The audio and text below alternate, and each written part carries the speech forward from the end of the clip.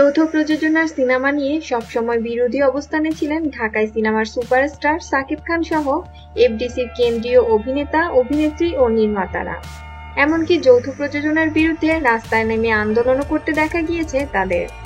কিন্তু ইদানিং যৌথ প্রযোজনা নিয়ে তাদের মধ্যে বরফ গলতে শুরু করেছে। মনে হচ্ছে যৌথ প্রযোজনার উপর নির্ভরশীল হতে চলেছে চলচ্চিত্র অঙ্গন। সাকিবের পর শোনা যাচ্ছে এবার যৌথ প্রযোজনার ছবিতে নাম লিখাতে যাচ্ছেন অভিনেতা ও প্রযোজক মনোয়ার হোসেন ডিপজল। গেল বছর শিকারী সিনেমাটির মধ্য দিয়ে যৌথ প্রযোজনার ছবিতে নাম লিখিয়েছেন ঢাকাই সিনেমার সুপারস্টার অভিনেতা সাকিব খান।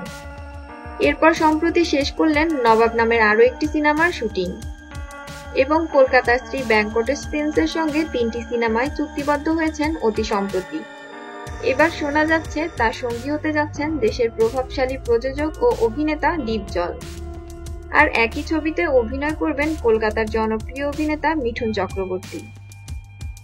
সিনেপাড়ার এমন সব আপডেট নিউজ জানতে আমাদের চ্যানেলটি সাবস্ক্রাইব করুন। ভিডিওটি আপনাদের কেমন লাগলো কমেন্ট করে জানিয়ে দিন।